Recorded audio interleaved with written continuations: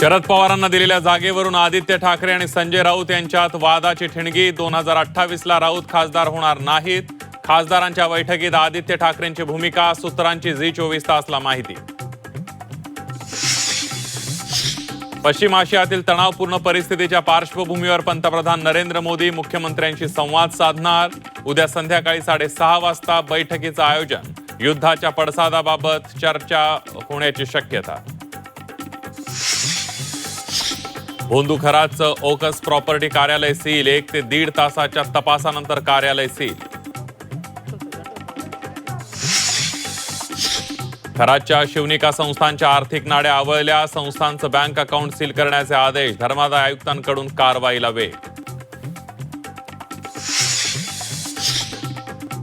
चाकणकरांना महिला प्रदेशाध्यक्षपदावरून हटवा. चाकणकरांच्या राजीनाम्याबाबत राष्ट्रवादीत एकमत. देवगिरीवरील चर्चेत चाकणकरांबाबत चर्चा. पक्षाची प्रतिमा मलिन झाल्याची तक्रार. आक्षेपार्ह चित्रफितीमुळे नरहरी झिरवाळ वादात. लाचखोरी प्रकरणानंतर झिरवाळ पुन्हा अडचणीत. मुंडे कोकाटेनंतर राष्ट्रवादीचा तिसरा मंत्री अडचणीत.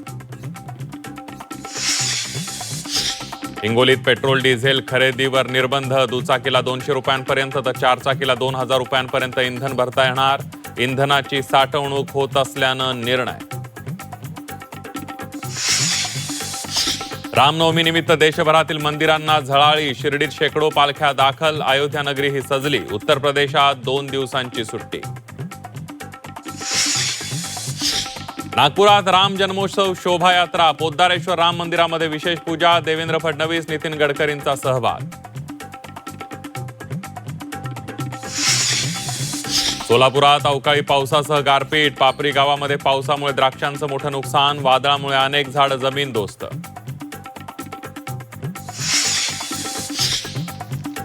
आणि कोकणात वादळी वाऱ्यासह गारपीट. आंबा काजू फळांना फटका बसण्याची शक्यता. कोकणातील बागायतदार हवालदिल.